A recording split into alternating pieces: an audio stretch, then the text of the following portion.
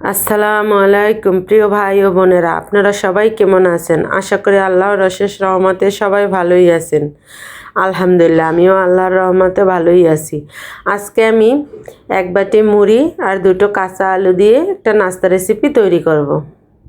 তাই দেখতে থাকুন কিভাবে করি। এখানে আমি নিয়েছি দুইটা আলু, ছিলে নিয়েছি, এখন একদম গ্রেট করে নেব। এই যে ছোটো গ্রেটার দিয়ে দেখুন গ্রেট করে ধুয়ে নিয়ে চলে এসেছি। এখন আমি এতে কিছু উপকরণ মিক্স করব। এখানে দুইটা পেঁয়াজ নিয়েছি, পেঁয়াজ দুইটাও গ্রেট করে দিব,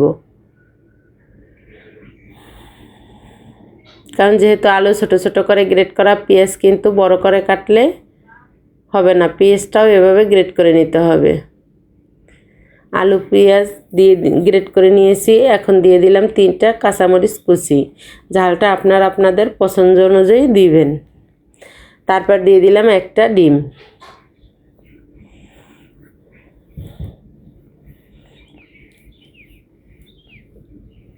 এখানে আমি দিয়ে দেব 2টা ম্যাগি মশলা। এখানে কিন্তু আমি আর কোনো মশলার ব্যবহার করব না, হলুদের গুঁড়া মরিচের গুঁড়া কিছুই ব্যবহার করব না, শুধু এই 2টা ম্যাগি মশলাই কিন্তু এর স্বাদ দ্বিগুণ হয়ে যাবে। আর এর ভিতরেই সব কিছু আছে, আর কোনো মশলা দিতে হবে না।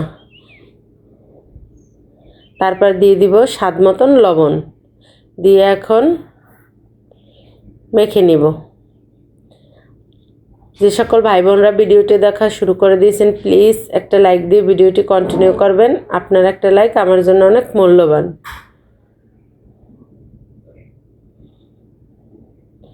আমার নতুন পুরাতন সকল বন্ধুদেরকে জানাই অন্তরের অন্তঃস্থল থেকে অসংখ্য অসংখ্য ধন্যবাদ ও অনেক অনেক ভালোবাসা।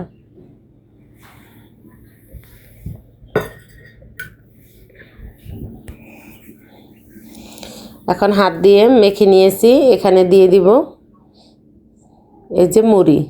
এখানে কিন্তু ছোটো বাটিরই 1 বাটি মুড়ি আমি আমার পরিমাণ অনুযায়ী নিয়েছি, আপনারা আপনাদের পরিমাণ অনুযায়ী নেবেন।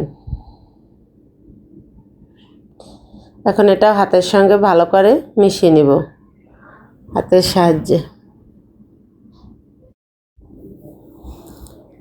এখন আমি এগুলো ভালো করে হাতের সঙ্গে মিশিয়ে নিব। আর আমার কথা ও ভিডিওর মাঝে যদি কোনো ভুল ত্রুটি থাকে দয়া করে ক্ষমা করে দিবেন। এখন এখানে আমি দিয়ে দিব, আমার একটু বেসন গোলানো ছিল, আমি আর একটা নাস্তা তৈরি করছিলাম, সেখান থেকে আপনারা এখানে শুকনো বেসন বা চালের গুঁড়ো দিয়ে দিতে পারেন।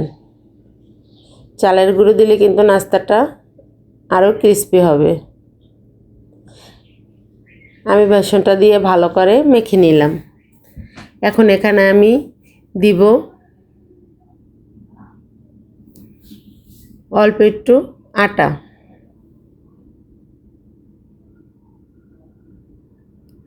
অসম্ভব মজার একটা নাস্তা হয়, এটা বাচ্চারা খুবই পছন্দ করে, দারুণ মজা হয় খেতে। আপনারাও একদিন বানিয়ে ট্রাই করে দেখবেন।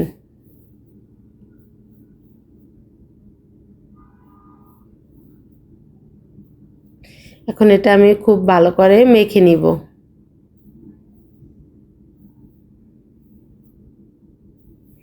এই যে আমার মাখানো হয়ে গিয়েছে, এখন চলে যাব ভাজার জন্য। এখানে কিন্তু একটা ফ্রাই প্যানে আমি অল্প পরিমাণ তেল দিয়ে দিয়েছি, এটা আমি অল্প তেলেই ভাজবো। আপনারা চাইলে ডুবো তেলেও ভাজতে পারেন। তারপর দেখুন ডোটা কিন্তু অনেকটাই নরম, অনেক নরমই হবে ডোটা। তারপর আমি হাতে একটু তেল মেখে কিন্তু হাতের সাহায্যে এভাবে নাস্তাগুলো বানিয়ে নিব। আপনারা চাইলে বড়ার আকারেও বানাতে পারেন, আমি একটু লম্বা লম্বা করে বানিয়ে নিলাম। আর এটা হাতে লেগে যায় এরকমের।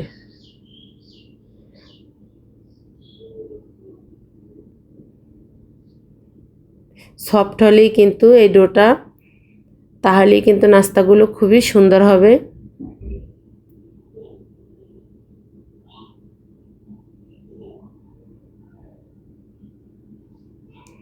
আর এই নাস্তাটা আমি রাতে বানিয়েছিলাম, তার জন্য একটু যদি অন্ধকার দেখা যায়, আলো একটু কম দেখা যায়, তাহলে একটু প্লিজ একটু দেখে নেবেন, কিছু মনে করবেন না।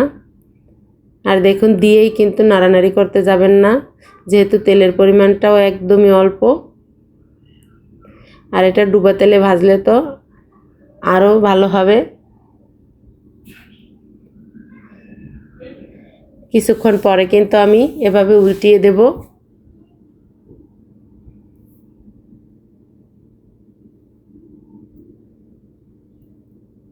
আর এটা দেখুন এখনই কতটা মসমসে হয়েছে, একদম উপর থেকেই ক্রিসপি, ভিতরে সফট, এরকমের হবে নাস্তাটা। ভিতরেও অতটা সফট হবে না, কিন্তু খেতে দারুণ মজা হবে। এভাবেই কিন্তু আমি উল্টে পাল্টে ভেজে নিয়েছি।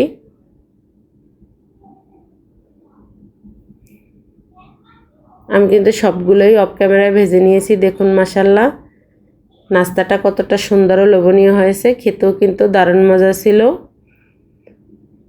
আবার দেখা হবে নতুন আর একটা ভিডিও নিয়ে। ততক্ষণ সবাই নিজের ও নিজের পরিবারের খেয়াল রাখুন। সকলের জন্য দোয়া ভালোবাসা রেখে আজকের মতন আল্লাহ হাফেজ।